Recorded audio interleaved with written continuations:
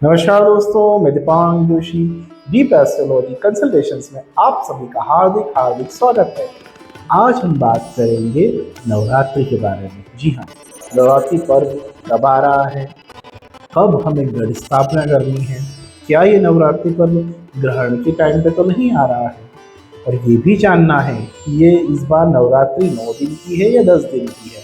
साथ साथ में हम ये भी आपको बताएंगे कि इस बार माता किस वाहन में बैठ के आ रही है, किस वाहन में माँ दर्शन देने वाली है, किस तरह हमारे दुखों को हरने वाली है, तो ये भी हम बताएंगे। साथ में हम ये भी बताएंगे कि कॉर्पोरेट लेवल पर जिस तरह से हम लाइफ में वर्किंग करते जा रहे हैं, कॉर्पोरेट लेवल पर भी हम अपने वर्क को कैसे मैनेज करें, ये भी हम आपको बताएंगे। देखिए, 12 राशि वालों की मैं बात नहीं करूँगा क्योंकि सभी माता में सभी ग्रह नक्षत्र सभी आ जाते हैं, तो इसमें सभी चीज़ टॉपिक कवर हो जाएगा। और 12 राशि के बारे में जितनी भी इंफॉर्मेशन है सब इसी में सभी लोगों के लिए कॉमन उपाय मैं इसे बता दूंगा। कब हमें मौन रखना है, जी हाँ, ये भी हम इसमें बताएंगे। और साथ साथ में ये भी हम आपको बता दें, ये भी जानेंगे कि नवरात्रि के बाद इसके बाद दो और व्रत आ रहे हैं। एक पापा कुशांग एकादशी, दूसरा प्रदोष व्रत आ रहा है। तो उसमें आपको कुल कुल मिला के जो व्रतों की संख्या है वो 12 हो जाएगी। तो 12 व्रतों को भी मैनेज कैसे करना है ये भी हम इस वीडियो में बताएंगे।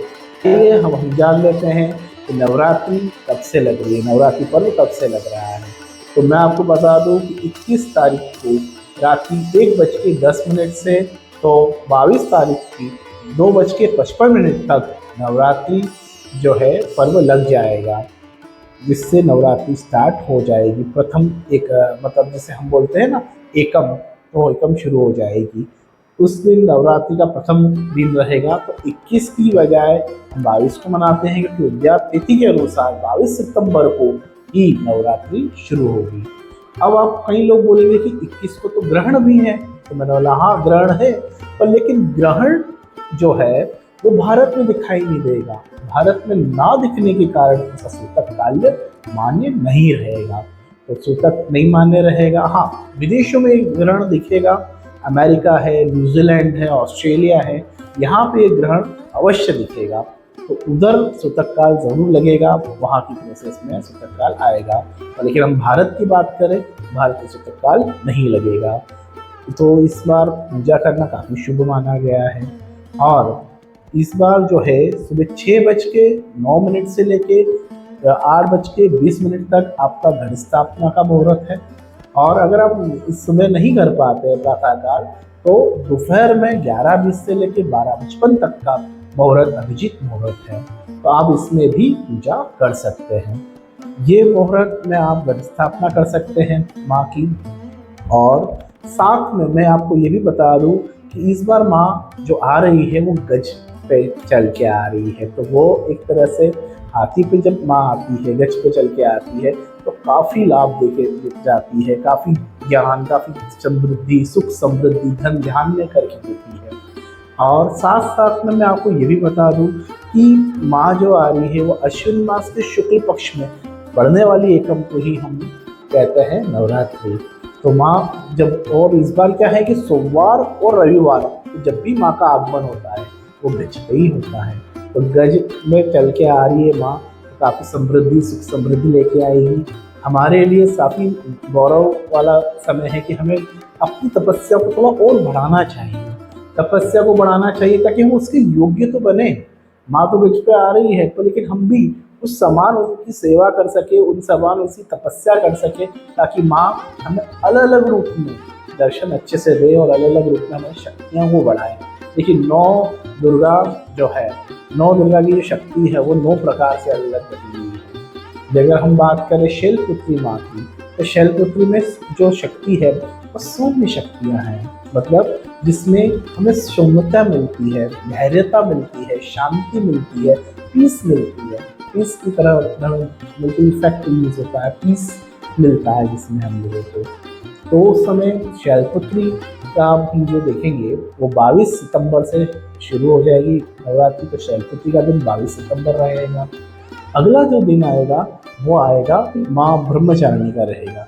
ब्रह्मचारिणी माँ ऐसी है जो कि हमें ब्रह्मचारिणी व्रत के बारे में बताती है, जिस खासकर विद्यार्थियों को ब्रह्मचारिणी के रूप में रहना चाहिए। माँ ब्रह्मचारिणी की आराधना करनी चाहिए ताकि उन्हें वो शक्ति मिल सके, ताकि वो संयम बना के रखे। देखिए, हम ब्रह्मचारिणी व्रत हम रखते हैं, जिस तरह से हम उपवास रखते हैं माँ का, उससे हमें ये प्रेरणा मिलती है कि हम ब्रह्मचारिणी व्रत पूरा अपनाना चाहिए, क्योंकि हम मानते हैं कि 16 संस्कारों में से एक पार्ट ब्रह्मचर्य भी होता है। तो ब्रह्मचर्य को अपनाना चाहिए।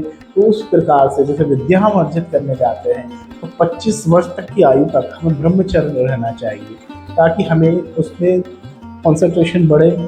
साथ में हम भगवान के प्रति इतनी आराधना अच्छे से करें ताकि हमारे मन में किसी प्रकार का पाप ना हो। तो ब्रह्मचारिणी का व्रत रखना चाहिए। तो ब्रह्मचारिणी देवी एक तरह से आपको ब्रह्मचर्य का शक्ति प्रदान करती है। तो ये शक्ति इस प्रकार। अब हम बात कर लेते हैं तीसरी देवी चंद्रघंटा के बारे में। चंद्रघंटा एक ये जब पड़ रही है वो है 24 तारीख के दिन, 24 सितंबर 2025 में चंद्रघंटा का समय आएगा। तीसरा दिन रहता है माँ का। चंद्रघंटा एक तरह से माँ का पूर्ण रूप तो नहीं बोल सकते, पर एक तरह से एक युवा रूप बोल सकते हैं, जिसमें माँ परिपक्व हो जाती है। माँ भक्तों को शक्ति देती है कि आप आगे बढ़ने की अब सोच सकते हैं, आगे अपने इनोवेटिव नॉलेज को आगे बढ़ा सकते हैं। और माँ उस समय एक यंग लड़की, मतलब एक तरह से युवा अवस्था को रिप्रेजेंट करती है। तो युवा अवस्था में हमें क्या क्या चैलेंजेस आते हैं वो सब माँ उसमें बताती है। तो उसके बाद चंद्रघंटा है। चंद्रघंटा के बाद हम बात करेंगे कुष्मांडा के बारे में। कुष्मांडा में क्या है कि माँ एक घड़े को लेके रखती है। जिस प्रकार गर्भवती महिलाएं अपना जो गर्भवती महिलाएं रहती है इस तरह से संभल के चलती है, एक नया जनरेशन फॉर्म माँ ने बताया है। और माँ ने ये भी बताया है कि किस प्रकार से, मतलब एक शिशु जब गर्भ में रहता है तो किस प्रकार से, मतलब घड़े को ही गर्भ माना गया है कई जगह शास्त्रों में। तो माँ ने उसको रिप्रेजेंट किया है कि एक नेक्स्ट जनरेशन फॉर्म हमारा जब होता है मनुष्यों का, वो चीज़ एक, जैसे कि कोई महिला है जो गर्भवती होती है तो एक तरह से कुष्मांडा देवी की ही कृपा रहती है। तो कुष्मांडा देवी की कृपा रहती है, तो कुष्मांडा उसी को कहा गया है।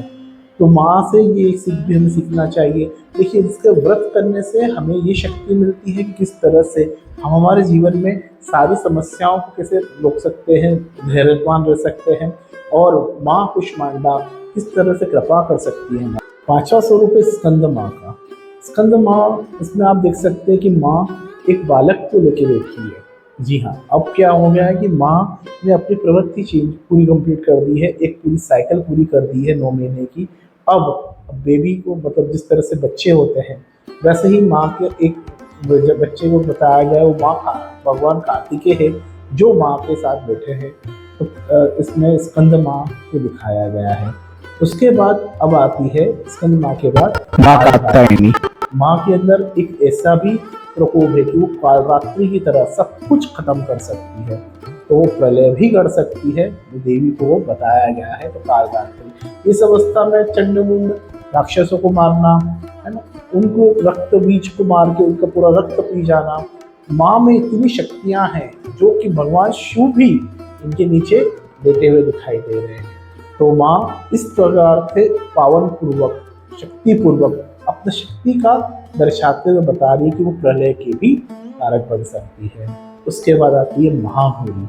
महागौरी वो अवतार है माँ का, वो स्वरूप है जो कि हमें बहुत ही अच्छा और सुंदरमय दिखता है, जो कि अपने परिवार के साथ बैठी है। भगवान शिव, गणेश, कार्तिकेय इनके साथ बैठकर अपना एक पूरा संसार चलाते हुए दिखाई देती है। उसके बाद आती है सिद्धदात्री। सिद्धदात्री माँ का वो पूर्ण रूप है, जैसे हम नवरात्रि का नवदुर्गा से पूर्ण रूप है, जहाँ पे माँ हमें पूर्णतः शक्ति जो है शक्तिमय हो गई है, भक्तों में शक्ति बरसा रही है, और वो माँ का एक पूर्णतः रूप माना गया है। तो देखिए, माँ की जो पूरा बताया है, मतलब स्टार्टिंग से लेके एंडिंग तक हर एक स्वरूप का रिप्रेजेंटेशन करा है। माँ ने बताया है किस प्रकार से जीवन में जो एक महिला होती है, जिस प्रकार से माँ ने पूरा रिप्रेजेंट करा है कि इवोल्यूशन हम लोग कैसे कर पा रहे हैं, किस प्रकार से हमारी जो सृष्टि वो चल पा रही है, तो माँ के लिए सृष्टि ही है। जो उसमें हम सब उनके बच्चे हैं, उन्होंने हमें पैदा किया, उन्हें हमें किस तरह से इस सृष्टि को रचा है, इसकी पूरी गणना उसमें की गई है। अब 9 दिन हम व्रत रखते हैं, तो 9 दिनों में हमको ये सब सिद्धियां हमें अलग अलग प्राप्त होती है, ताकि हमारे मन में वार विकार कई इकट्ठे होते रहते हैं, तो 9 दिनों में साफ हो जाए। इस बार नवरात्रि 9 दिन की बजाय 10 दिन क्यों है? क्योंकि तृतीया तिथि में जो है क्षय हो रहा है, तृतीया तिथि 2 बार बढ़ रही है, क्षय हो रही है, इस कारणवश इस बार 10 दिनों की नवरात्रि है। तो 22 सितंबर से लेके 1 अक्टूबर तक तो नवरात्रि ही रहेगी। ध्यान रखिएगा कि नवरात्रि का व्रत पूरे 9 दिन ही करना है। ऐसा नहीं कि 9 दिन के आप हवन करने के बाद या कन्या झिमाने के बाद आप उस व्रत को पूर्ण माने, नहीं, पूर्ण नहीं होगा। पूरी 9 रातें, पूरी 10 रातें आपको कंप्लीट करनी है। और दशहरे के दिन जब हम विसर्जन करते हैं, तब उस समय ही व्रत आपको खोलना है। जी हाँ। अब आपको मैनेज कैसे करना है? देखिए, कॉर्पोरेट लेवल पे भी हमें मैनेजमेंट करना पड़ता है। कई बार देखा जाता है कि ऑफिस जाना है, कई बार स्कूल जाना है, कई बार हमें कॉलेजेस जाना है, सब जगह जाना है, तो हम मैनेज कैसे करें? देखिए, सुबह उठते बराबर माँ देवी की आराधना करके, पूजा करके आप कोई भी एक मंत्र जाप, देखिए मंत्र यहाँ पे दे रखे हैं, देख सकते हैं आप, इनमें से कोई भी एक मंत्र जाप आप कर सकते हैं। और साथ साथ में देवी की आराधना कर सकते हैं, आरती करके भी आप जा सकते हैं। और देखिए, इस समय क्या है कि हम भोजन तो नहीं कर पाएंगे, और लेकिन अगर पूर्णतः व्रत रखते हैं, देखिए बुजुर्ग, गर्भवती महिलाएं, बच्चे और रोगी पुरुष या रोगी जो भी रोगी पुरुष है, महिला है, तो उन सबको आप व्रत ना भी करें तो चलेगा। पर लेकिन जो व्यक्ति स्वस्थ है और जो व्यक्ति मस्त भी है, स्वस्थ है, मस्त है और अपने जीवन में एक व्रत रख सकते हैं, तो अवश्य रखना ही चाहिए। तो व्रत आप रखना ही चाहिए। व्रत अगर आप रखेंगे तो पूर्णतः व्रत रखना है, एकादशा नहीं करना है, पूर्णतः व्रत रखना है। पूरा व्रत का जो पारण है वो पूरे 10 दिन बाद ही करना है। तो आपको उस व्रत में कुछ नहीं करना है। मखाने का सेवन अधिक से अधिक करें, ड्राई फ्रूट्स का सेवन अधिक से अधिक करें, दूध का सेवन अधिक से अधिक करें, फलों के जूसों का जूस है वो अधिक से अधिक सेवन कर सकते हैं, जल का सेवन करना तो है ही। तो ये सब चीज़ अगर आप करेंगे तो आपका शरीर भी बैलेंस रहेगा। धीरे धीरे आप इस चीज़ को भी आगे अपने जीवन में बढ़ा सकते हैं। पूरे 9 दिन आपके ऐसे जाएंगे कि आपको पता भी नहीं चलेगा, क्योंकि माँ की कृपा इतनी प्यारी है। माँ की कृपा, माँ की प्यार, माँ का ममता इतनी प्यारी है कि हमें पता ही नहीं चलता कि 9 दिन कब चले जाते हैं। ये ऐसा पर्व है जो कि हर साल आता है और हर साल इंतजार कराता है, कि बहुत ही प्यारा। देखिए, गरबा करना चाहिए, गरबा करें, आपको कोई दिक्कत नहीं, गरबा करें, सब करें, पर लेकिन इस गरबे के नाम पे आप garba party nights, DJ nights ये सब ना करें। कम से कम हिंदू संस्कृति को थोड़ा बचा के रखिए। जो गरबा जो किया जाता था वो माँ के खुश होने पे किया जाता था, माँ को खुश करने के लिए किया जाता था, माँ के लिए एक नृत्य किया जाता था। बेसिकली गुजरात में ये प्रथा शुरू हुई थी। माँ भी खुद गरबा करती थी कई जगह, तो माँ ने ये प्रथा शुरू करी थी। पर लेकिन इसको इस तरह से मत बनाइए कि वेस्टर्न कल्चर का पार्ट मत बनाइए इस चीज़ को। इस चीज़ का विशेष ध्यान रखिए। देखिए, कॉर्पोरेट लेवल पे हम वर्किंग करते हैं, कॉर्पोरेट लेवल पे सारे ये चीज़ें होती भी है, पर लेकिन इस तरह से इसको ना बनाइए। हाँ, गरबा करें, आनंदमय करें, सब साथ मिलकर करें, पर लेकिन इस प्रकार से ना करें कि आप रात रात भर गरबे में कर रहे हैं, घूमने के लिए हम इधर उधर जा रहे हैं। दर्शन करें तो श्रद्धा भाव से करें। ऐसा नहीं कि मस्ती के लिए हम उधर जा रहे हैं, किसी ने बोल दिया तो चलो वहाँ चलते थे, देख लीजिए, ऐसा नहीं है। आपका भी भाव होना चाहिए। देखो, भगवान कुछ नहीं चाहते हैं, माँ कुछ नहीं चाहती, भाव की भूखी होती है। तो भाव आपका अच्छा होना चाहिए, शुद्ध भाव होना चाहिए। देखिए, मैं भी आज वीडियो बनाता हूँ, ये जो भी करता हूँ वो माँ की कृपा होती है तो ही बना पाता हूँ। मेरे अंदर एक भाव है, शुद्ध भाव है कि मेरे साथ साथ सभी लोग ये सब व्रत करें और सब अपने व्रतों को अच्छे से कर पाए। देखिए, किसी भी चीज़ की रिस्ट्रिक्शन लेके करना है तो वो नहीं हो पाएगा। आपको थोड़ा सा चीज़ों को मैनेज करना ही पड़ेगा। रिस्ट्रिक्शन नहीं है ये सब, व्रत कोई रिस्ट्रिक्शन नहीं है, करना ही पड़ रहा है, सब लोग बोल रहे हैं तो कर रहे हैं हम, नहीं। आपका मन बहुत मजबूत रखना पड़ेगा। देखिए, मन को आप ठान लेंगे तो आप जीवन में सब कुछ प्राप्त कर सकते हैं। तो देवी माँ यही सिखाना चाह रही है। देखिए, हर माँ का स्वरूप, जो भी माँ का स्वरूप है, वो बहुत ही प्यारा है। आप उस माँ के स्वरूप को समझिए, और सभी राशि वाले, सभी नक्षत्र वाले, सभी ग्रह वाले, आप कुछ ना करें तो कम से कम पूरे 9 दिन में एक दिन आपको मौन रखना ही है। जी हाँ, खासकर महागौरी के साइन अष्टमी का अगर आप मौन व्रत रखते हैं तो काफी लाभ मिलता है इसका। व्रत तो करिए ही, पर मौन व्रत करने से और भी अच्छा सा आपको ऐसा लगता है, ऐसा भाव आता है कि मैं एक दिन मौन व्रत करूंगा तो उससे मेरे काफी, जैसे कई बार क्या होता है हमारे झगड़े ज्यादा होते हैं, गुस्सा हमें बहुत आता है, कई बार एंजाइटी के हम शिकार हो जाते हैं, कई बहुत से लोग एंजाइटी के शिकार हो जाते हैं, मन ही मन बहुत सारी चीजें लेके चलते हैं। एक बार मौन व्रत आप जरूर रखिए अष्टमी के दिन। अष्टमी के दिन मौन व्रत मैं भी रखता हूँ, मैं सबको यही बोलता हूँ कि अष्टमी के दिन मौन व्रत रखना चाहिए, ताकि इसे पूरे साल भर में अगर हम एक मौन व्रत रखेंगे तो आपको काफी लाभ मिलेगा उस चीज का। देखिए, माँ इस बार गज पे आ रही है तो हमें भी उस हिसाब से बनना पड़ेगा लाइफ में, कि माँ अपनी जब शक्तियाँ हमें देंगी, हमें ज्ञान देगी, हमें बुद्धि देगी, सुख देगी, समृद्धि देगी, तो उस सबको हम कैसे ले सकते हैं, तो वो भी हमें बताना पड़ेगा। तो देखिए, ये वीडियो बेसिकली मैं आपको इसलिए मैंने बनाया कि आपको सारा ज्ञान देवी का मैं दे सकूं जितना मेरे पास है। देखिए, शास्त्रों में तो बहुत सारा वर्णन है, मैं शास्त्रों के वर्णन पे ज़्यादा नहीं जाना चाहूँगा, क्योंकि मुझे मेरी ऑडियंस को सब तरह से लेके चलना है। हमको देखो, सनातन धर्म है, इस धर्म में आप पूर्णतः उसको देख ही नहीं सकते, क्योंकि वरुण के हैं नेन 1000, इंद्र के हैं 100 और आपके मेरे केवल 2। तो बस यही हमें सनातन सत्य की इतनी खूबसूरती है कि हमें जितना हो सके, जितना हो सके हमें करना चाहिए देवी के लिए, या उपासना करनी चाहिए। और हाँ, साथ में बात कर लूँ कि जो एकादशी व्रत आने वाले हैं, पापा कुशांग, उसके बाद जो प्रदोष व्रत आने वाला है, उसमें 2 दिन आपको बाकायदा वैसे ही पालन करना है जैसे आप नवरात्रि में करते आए हैं। तो पापा को होगा कुशांक, यानी पाप मोचनी एकादशी भी बोलते हैं, पापा कुशांक एकादशी बोलते हैं। तो उस समय आपको पूरी तरह से उसको भी समृद्ध करना है। इस 12 दिनों की जर्नी में कोई दिक्कत नहीं आएगी। हम सब एक साथ मिलकर इस व्रत को कर सकते हैं और अच्छे से करेंगे, ताकि माँ हमें सुख समृद्धि ज्ञान वर्धक हमें दे सके। तो देवी माँ आ रही है, तो माँ की कृपा आप पर जरूर बनी रहेगी। आप चिंता ना करें, जो भी समस्याएं हैं, जो भी प्रॉब्लम्स हैं, वो आज नहीं तो कल खत्म होनी ही है, ये समझिए। और हाँ, एक बात और बता दूँ, आने वाले 3 महीने बहुत सारी चीज़ों को, बहुत सारे चैलेंजेस आएंगे हमारे साथ, और लेकिन आप कृपा करेंगे, माँ की कृपा आपको बनी रहेगी। अगर आप उपवास करेंगे, व्रत करेंगे, तो आपको बिल्कुल अच्छा लाभ मिलेगा।